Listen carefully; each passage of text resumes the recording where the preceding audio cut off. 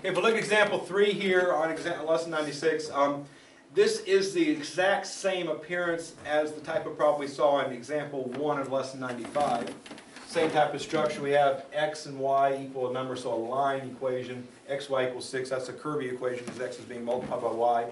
As in lesson 95, I cannot use elimination because the variable types don't match. So substitution would be the best plan. Easiest way to make this either x or y equals, let's move the 2y over to the right. So x equals 2y plus 3 would be the best plan. The other option is to move the x over, divide everything by 2.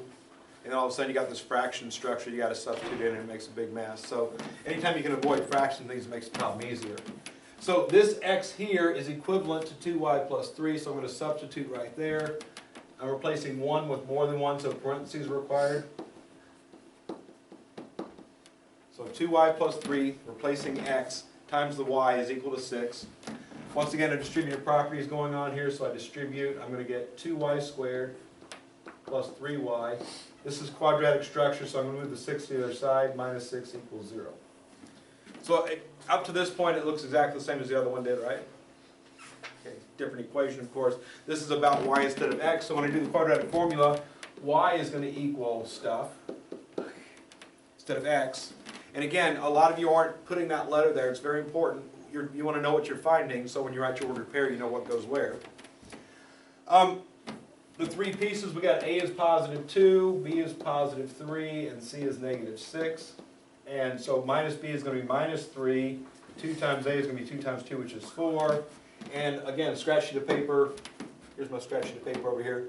B squared minus 4ac is going to be 9 minus 4 times 2 times negative 6, which is 9 plus 48, which is 57. All right. Difference between this one and the one from lesson 95. In lesson 95, it was square root of 121, had a nice pretty square root of 11. We were ready to go. This one doesn't have a nice pretty square root, so I want to use a calculator to approximate the value of that.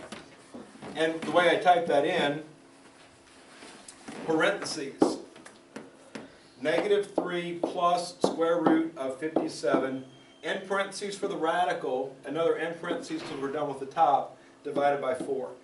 You have to get that entire top expression in parentheses, so you have a binomial on top being divided by 4. Otherwise, it's just going to divide the square root of 57 by 4. So the entire top in parentheses divided by 4 comes out to 1.14. Now with these calculators that I've supplied you, whether they're the blue TI-84 pluses or the black TI-83 pluses, they have this right above enter, it says entry. If you hit second enter, it brings back the last thing you typed in. And you can backtrack and overtype it. So if I just put a minus over the plus, now that's going to be the other one. So negative 2.64. That's what y equals. You're welcome to type in both individually if you wish. A couple decimal places is fine. Now, these are the values for y. Again, we're looking at ordered pairs. I need to find x also, and this equation here tells me how to find x. X equals 2 times y plus 3. Y is equal to positive 1.14. 2 times 1.14 is 2.28. And 2.28 plus 3 is 5.28. Okay, so when I write my ordered pair for that one, x goes first, y goes second. Be careful that you write the correct ordered pair in the correct order. All right? The other answer is negative 2.64, so if I go up here, x equals 2 times y plus 3. 2 times negative 2.64 is negative 5.28. And negative 5.28 plus 3 is negative 2.28. So again, this x leads to that y. So negative 2.28 comma negative 2.64.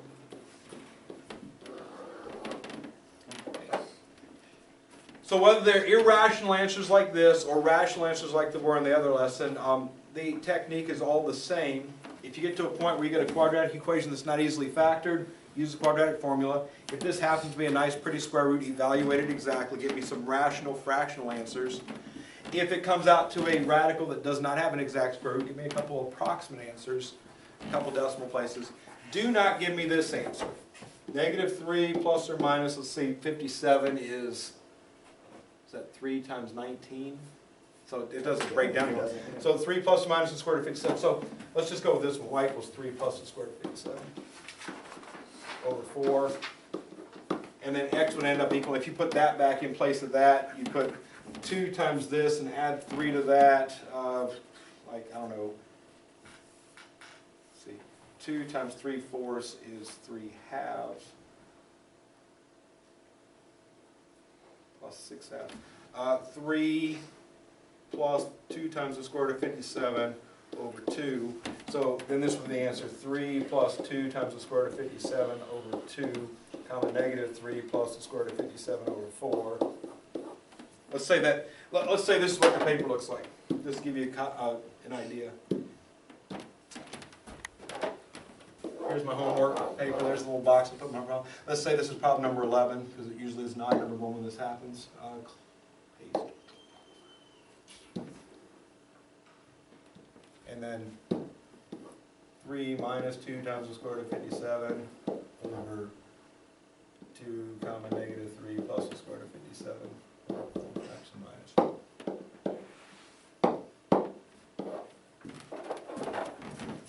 Let's say number 11 is a problem, and it was one of those problems. That's your answer. I think it's sad that some of you are still doing this. Sophomores and juniors in high school. Just writing an answer down. Just leave it blank. I have more respect for you if you just leave it blank. All right. Ask me for help.